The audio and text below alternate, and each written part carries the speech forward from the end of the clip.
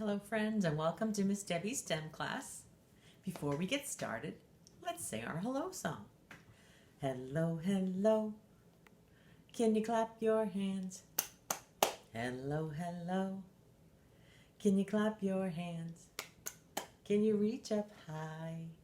Can you touch your toes? Can you turn around? Can you say hello, hello, hello, hello? Can you stomp your feet? Hello, hello. Can you stomp your feet? Can you reach up high? Can you touch your toes? Can you turn around?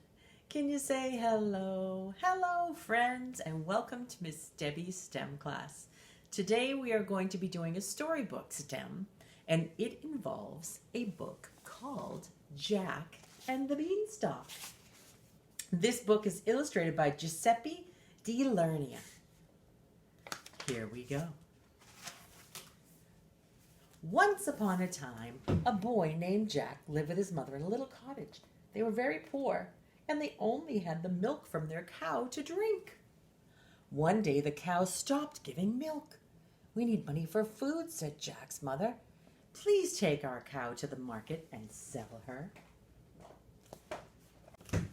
So Jack set off to the market, and on the way he met an old man who wanted to buy the cow.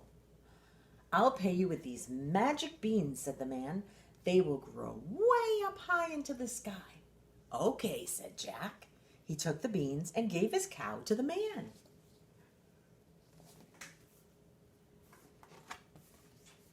When Jack's mother found out what he had done, she was very upset.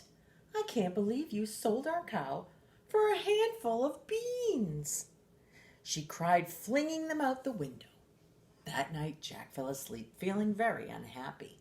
Outside, rain fell on the enchanted beans. The next morning, Jack saw an enormous beanstalk had grown where the beans had fallen. Jack dashed outside. The towering beanstalk stretched up through the clouds. Where does it go? He wondered. Do you think Jack's gonna find out where it goes? Let's see. Without giving it a second thought, Jack started to climb the beanstalk. He climbed higher and higher until the cottage was very far below. Above the clouds, Jack found a gigantic castle. He tiptoed into the dining room. "I wonder who lives here," he whispered. There on the table was a big bag of shiny gold coins. An enormous giant appeared. He twitched his nose and sniffed. "Fee, fi, fo, fum.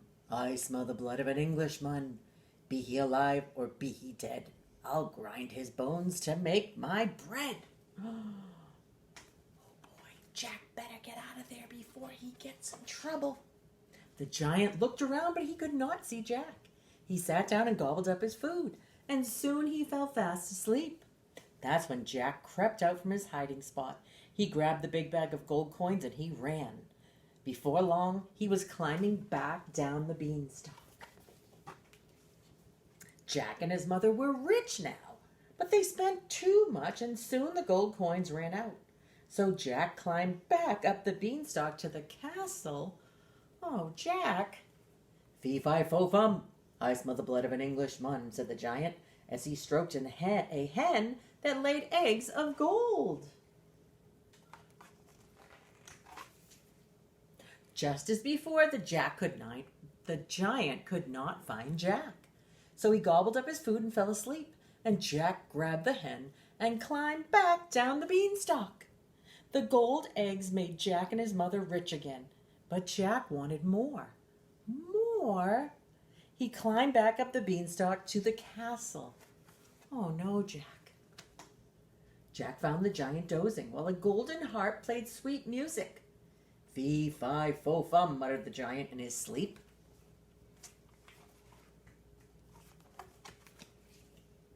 Jack snatched the golden harp. But the golden harp shrieked. "Master, master!" The giant leapt up. He chased Jack all the way to the beanstalk. But guess what happened this time? This time, the giant was much smarter than Jack. The giant wrapped the beanstalk with barbed wire. That's really prickly wire, and if you step on it, it will really hurt your feet. So now Jack has a problem. How is Jack going to escape the giant and get back to his cottage? He can't go down the beanstalk. We have a problem. So we need to think like engineers. We have a problem and we need to find a solution. We need to help Jack. I think Jack has learned his lesson this time that he has enough from the giant. So let's try to think of a way we can help Jack get down. Can he jump? Oh, I don't think that's a good idea, do you? He might really hurt himself. He doesn't have a plane, doesn't have a helicopter. What's something that we can make for Jack to help him gently float down from the top of the beanstalk to the ground without hurting himself?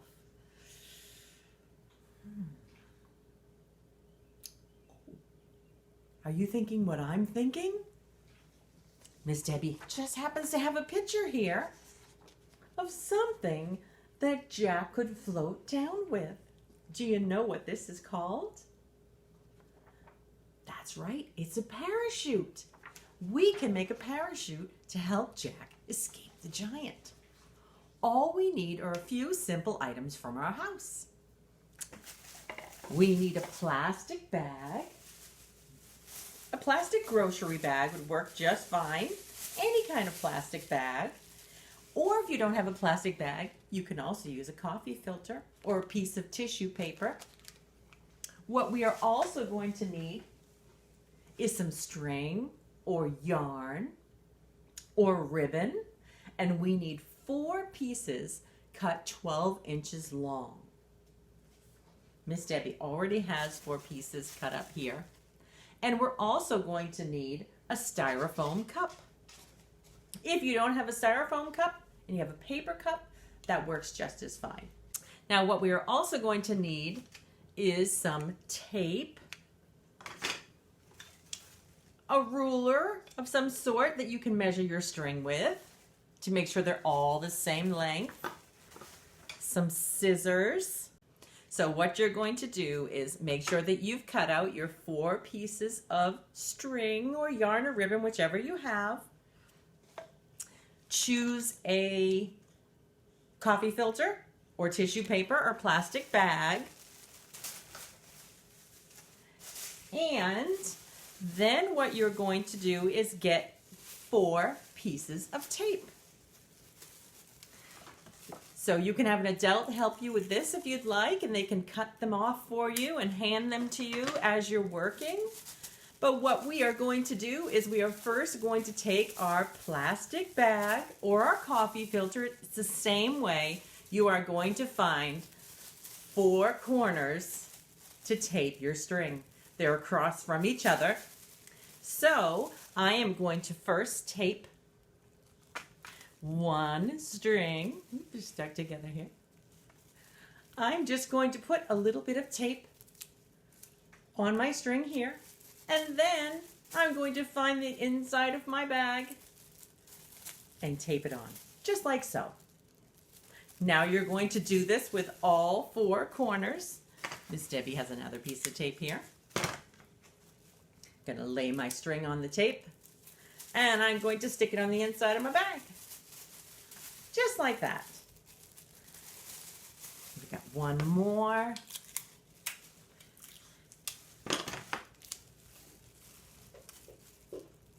And we're going to stick it in here. And, excuse me, Miss Debbie dropped her string here. And the last one across from this one. So now I have my bag with 4 strings hanging. If you have a coffee filter, same thing, you'll have 4 strings hanging from that. Now, once I'm done with that, I'm going to get 4 more pieces of tape, and I am going to take the other end of the string and I am going to tape it to my cup. The same way I did with the bag. I'm going to attach it on all 4 sides. So Miss Debbie's going to show you. I'm going to put my string on the tape again, and I am going to stick it to the inside of my cup, just like so. Once you've done that and put it on all 4 corners, your finished piece is going to look like this. Miss Debbie has also included a printable for you if you'd like to cut it out. It's a picture of Jack. If you don't have a printer, you can color your very own picture of Jack and tape him onto the inside of the cup. That's what I did here. And this is how Jack is going to escape the giant. We have engineered and built a solution to help Jack escape the giant. Now, if you have a staircase or outdoors, if you have a jungle gym or something that you can stand on to get yourself a little bit higher, that would be perfect to see how well your parachute works. Now, when doing these, make sure you have an adult nearby and you have permission from your adult, because Miss Debbie never wants anybody to get hurt. So here is our parachute, and we have helped Jack. I hope Jack has learned his lesson. What you're going to need for this is another cup. Any kind will do. Just make sure that it's easy enough that you can puncture a hole or 2 on the bottom so that your water can drain. We are going to grow our very own beanstalk. And believe it or not, Miss Debbie did this 1 week ago, and today it sprouted so that I can show you what the beginning of my beanstalk is going to look like. What you're going to need is a cup, some potting soil. If you don't have potting soil, cotton balls or fiberfill work just as well. You are going to take your cup, you're going to fill it with soil or with a couple cotton balls. I'll use the cotton balls for today's demonstration. And Miss Debbie has some lima beans that I got from the grocery store. Big bag of dried lima beans. Miss Debbie recommends putting in more than 1 because not all of your beans are going to sprout. And a lot of people think that you need to soak these beans overnight to get them to work, but Miss Debbie tried that and they really stink and they rotted. So I think it's better off to start with a dry bean, just like this one. It's the only one that survived out of the 5 that I tried. And I am going to put in 3 dry beans. Then what you're going to do is either cover it with soil, if you've used soil on the bottom, lightly cover it, or you can lightly cover it with some more cotton balls. Then you're going to spray some water on it gently and check every day to see if it's a little bit moist and that it's draining. And I would put a plate underneath as well so that you don't make a mess. And it should take about a week for you to see the first signs of your very own beanstalk. The last activity we have is a math activity, and that is a printable as well. But if you don't have a printer, you could draw this on your own piece of paper. It's called more or less. So you could just make a line on a piece of paper with a line across and player 1, player 2. And then you can take many turns playing against someone else, or you can even play against yourself. And what you are going to do is take either a die or some playing cards, and you are going to take turns either rolling your die. Miss Debbie's going to roll hers. I got 4. So what I am going to do now is I am going to draw 4 lines under player 1 because I rolled a 4. Now say your partner or say you don't have dice at home, you can use some playing cards. Flip it over, 10. So I am going to put 10 marks down on player 2. So which one has more? 4 or 10? You get the idea. 10 has more. So that player won that round because they have more. Which player has less? 4. The player with 4 has less. So that would be a fun idea. If you don't have a crayon or you want to have a little more fun with some sensory items, you can use some pom-poms and lay them down on your paper and use them for counting. Or if you have a big bag of beans like Miss Debbie did, you can use your beans for counting as well. Well, I hope you had fun with our storybook STEM today. Thank you for helping me help Jack find a way to escape the giant. And before we end our STEM lesson today, let's say our goodbye song. It's time to wave our hands and say goodbye. Goodbye. It's time to wave our hands and say goodbye. Goodbye. We've had lots of fun, my friends, and we'll do it all again. It's time to wave our hands and say goodbye. Goodbye, friends. Stay happy and healthy, and I'll see you next week. Bye.